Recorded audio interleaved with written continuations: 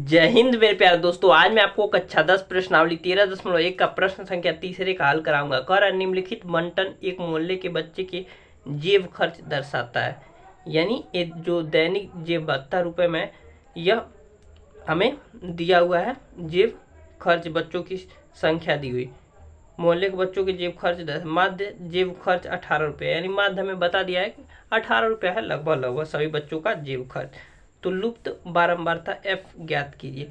दैनिक जेब भत्ता रुपए में बच्चों की संख्या, यानी 11 से 13 के बीच में क्या आएगा 12, यानी 12 ऐसे बच्चे हैं। 12 रुपये 7 बच्चों को मिलता है, यानी रुपए में है तो 11 और 13 के बीच में क्या आ रहा है 12, तो 12 रुपये 7 बच्चों, 7 ऐसे बच्चे हैं जिनको 12 रुपये मिलता है जेब खर्च के लिए।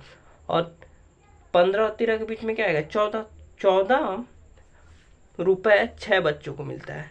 6 ऐसे बच्चे हैं जिनको 14 रुपये मिलता है।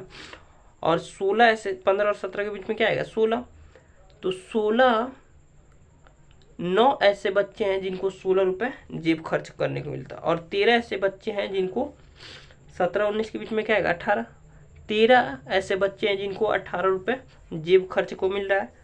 और 18 ऐसे 18 रुपये एफ बच्चों को मिल रहा है, यानी बच्चों की संख्या में ज्ञात करनी है, एफ ज्ञात करना है, यानी बारंबारता में एफ बच्चों की संख्या ज्ञात करना है। तो कह रहा 18 रुपये कितने बच्चों को मिलता है, इसमें यही बताना है।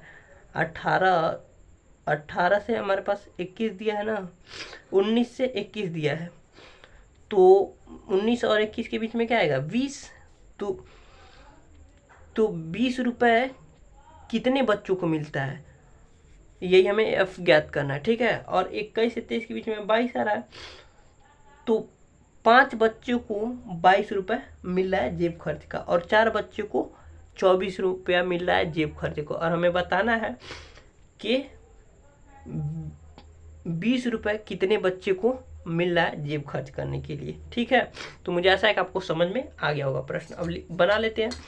तो जो ऊपर दिया रहता है दैनिक जेब भत्ता रुपये में वर्ग अंतराल जैसा, उसे वर्ग अंतराल कह देते हैं। तो चलिए सबसे पहले वो बना लेते हैं, उसके बाद एफ आई इसे कह देते हैं बारंबारता, उसके बाद हम एक्स आई ज्ञात करेंगे।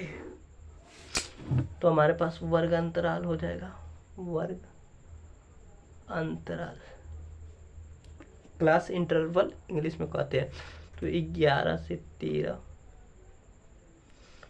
13 से 15, 15 से 17, 17 से 19, 19 से 21 और 21 से 23 और 23 से 25। अब देखिए हम यहाँ पर बारंबारता एफ, इसे एफ आई कह देते हैं। 7, 6, 9, 13 एफ 5, 4, यहाँ पर एक्स आई ज्ञात कर लेते हैं। एक्स आई क्या होता है, एक्स आई क्या होता है निम्न सीमा प्लस उच्च सीमा बटा में 2। तो 11 और 13 को जोड़ेंगे तो आ जाएगा हमारे पास 24, और 24 में 2 का भाग देंगे तो आ जाएगा हमारे पास 12। तो यहाँ पर 12, या इसके बीच में 12 आ रहा है, तो इससे भी 13 और 15 के बीच में क्या आ रहा है 14, तो 2 बढ़ा जाएंगे तो यहाँ पर आ जाएगा 16, यहाँ पर आ जाएगा 18, यहाँ पर आ जाएगा 20, 22 और 24। अब देखिए एफ आई इंटू एक्स आई ज्ञात है, 12 7 84, तो ज़्यादा हो जाए, थोड़ा बड़ा हो रहा है, लेकिन कर सकते हैं क्योंकि हमें पढ़ना मालूम है 30 तक, तो आसानी से कर सकते हैं। लेकिन इसे और आसानी से बना सकते हैं क्योंकि हमें मालूम है, तो हम डी आई भी ज्ञात कर लेंगे। चाहे तो कर सकते हैं, अगर आपको आसान लग रहा है तो यार कर दीजिए, लेकिन और बच्चों को और आसानी से करने है क्योंकि कैलकुलेशन और आसान हो जाएगा, इसलिए मैं डी आई भी दिखा रहा हूँ। X I minus A, D I क्या होता है एक्स आई माइनस ए। अभी हमें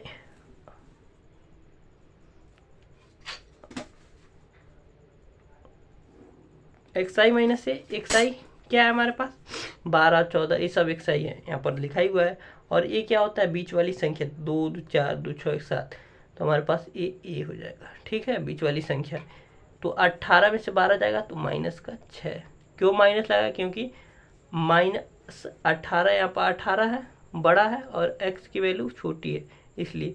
और 14 जाएगा तो हमारे पास बचेगा 4 माइनस का, यहाँ पर माइनस का 2 0। अब देखिए 20 में से 18 जाएगा तो चिन्ह हमेशा बड़े वाला करोगे तो 2 यहाँ पर आ जाएगा, यहाँ पर आ जाएगा 4, यहाँ पर आ जाएगा 6, क्योंकि 22 में से 18 जाएगा 4 और 24 में से 18 जाएगा 6। ठीक है, अब हम ज्ञात कर सकते हैं, तो देख सकते हैं 7 गुणे 6 42, 6 चौको 24, 9 दूनी 18, 13 में 0, F 2, 5 चौका 20, 4 छक्के 24। चाहे तो आप कर सकते हैं, आसान है, बहुत आसान है, अब तो बहुत आसान है, लेकिन इससे भी आसान कर ले, क्योंकि हमें जब मालूम है तो और आसान कर। अगर आप चाहे तो यहीं कर सकते हैं, लेकिन मैं पग विचलन विधि से करता है। आप कल्पित माध्य विधि से भी कर सकते हैं, कल्पित माध्य विधि से आप कर सकते हैं, यहीं पर FI इंटू DI कर सकते हैं, लेकिन मैं UI भी ज्ञात करता हूँ और आसान हो जाएगा। तो UI क्या हो जाएगा हमारे पास? UI क्या होता है? DI बटा में H। DI की वैल्यू हमारे पास क्या है? DI की वैल्यू ये है 6, और हमारे पास H की वैल्यू क्या है? तो उच्च सीमा में से निम्न सीमा घटा देंगे, किसी में से तो 2 ही आएगा। 17 में से 15, 2, 19 में से 17 तो 2, तो हम भाग देंगे। DI हमारे पास 6 भागा 2 तो आ जाएगा 3, 2 1, अब 0 1 2 3। तो अब देखिए 3 2 5। अब ये हमारे पास, अब गुणा कर लेते हैं FI इंटू UI। अब देखिए और आसान हो गया, यहाँ कर लेंगे FI इंटू, सबसे आसान तरीका होता है पग विचलन विधि। ठीक है, अब 7 तरीके 21 माइनस का, अब कोई भी कर लेगा, जिसको नहीं पढ़ा याद होगा 30 तक, 10 तक याद होगा तब भी कर लेगा, 5 तक याद होगा तब भी कर लेगा, क्योंकि 5 के अंदर में ही है, नहीं यहाँ भी है। 10 तक याद रहेगा तो हो जाएगा, क्योंकि इधर तो है ना 13 तक भी याद, 13 का तो 0 से गुणा कर देना है, तो 10 तक के अंदर याद रहेगा तो हो जाएगा। 6 दूना का 12। वैसे आप किसी भी विधि कर सकते हैं, बहुत आसान है। तो यहाँ पर हो जाएगा 6 दूना का 12, 7 तरीका 21 और 6 दूना का 12, 9 इकन्ने 9, माइनस ध्यान रखना है 0, और F का गुणे 1 तो F ही आएगा, और 5 दूना का 10, और 5 4 3 12। अब देखिए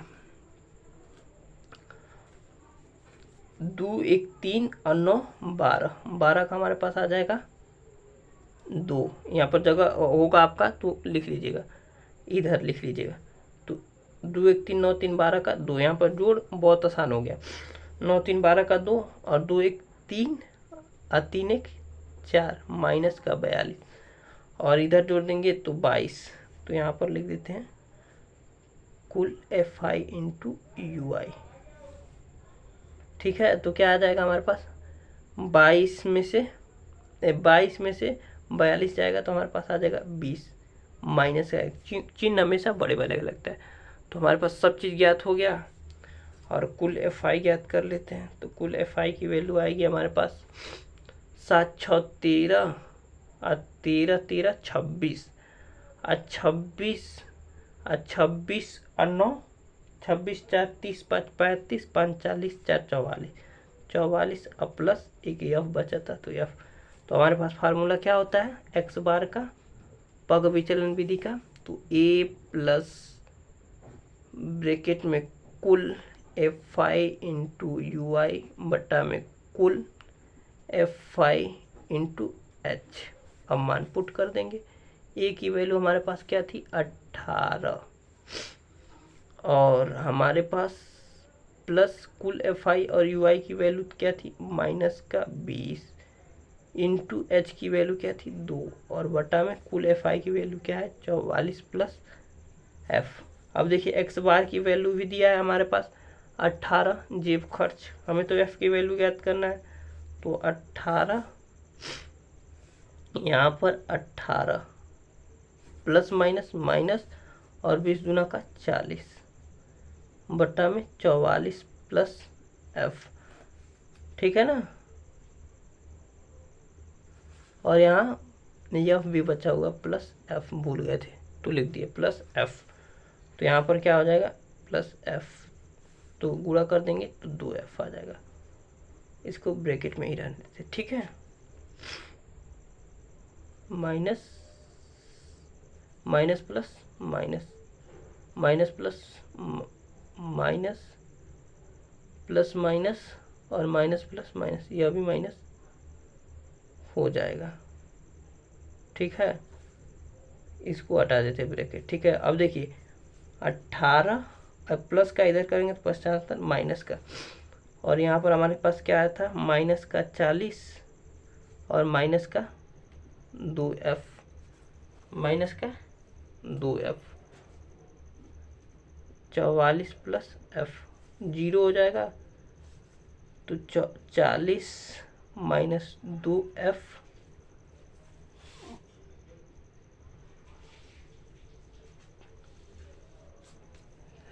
और बट्टा में हमारे पास ख़त्म हो गया। तो क्या आ जाएगा, इधर करेंगे तो हमारे पास आ जाएगा 40, पश्चांतर करेंगे तो माइनस का प्लस का, और यहाँ से आ जाएगा 2f, माइनस का 2f। एक मिनट रुकिए, कुछ गड़बड़ किए हैं हम दोस्तों, यहाँ गड़बड़ किए हैं। प्लस माइनस माइनस, ठीक है, माइनस 40 आएगा, लेकिन प्लस में जब प्लस का गुणा करेंगे तो प्लस ही होता है, ठीक है। तो यहाँ पर प्लस 2f होगा, यही गड़बड़ किए थे, प्लस का 2f, ठीक है। तो हमारे पास आ जाएगा यहाँ पर प्लस का 2f, तो क्या आ जाएगा, तो 2f बराबर आ गया हमारे पास 40। तो f की वैल्यू क्या आ जाएगी, 2 करने 2 20 दूना के 40। तो लिखेंगे अतः f क्या था, बच्चों की संख्या था, अतः बच्चों की संख्या x बार बराबर हमारे पास कितना आ गया 20, यही हमारा उत्तर आ गया। x बार यानी माध्य, ठीक है। मुझे ऐसा क्या, तो ऐसे 20 बच्चे हैं जिनको 20 रुपये मिल रहा है। 20 रुपये कितने बच्चों को मिल रहा है, तो 20 बच्चों को मिल रहा है। और 22 रुपये कितने बच्चों को मिल रहा है, 5 बच्चों को। 24 रुपये कितने बच्चों को मिल रहा है, तो 4 बच्चों को। मुझे आशा है कि आपको समझ में आ गया। थोड़ा सा मिस्टेक क्या कर दिए थे, लेकिन थोड़ा थोड़ा होना भी चाहिए, और आसानी से हमने पकड़ लिया 1 मिनट के अंदर में। तो मिलते हैं अगले वीडियो में प्रश्न संख्या 4 के हल के साथ। मुझे आशा है कि आपको समझ में आ गया होगा, आप नोट कर सकते हैं।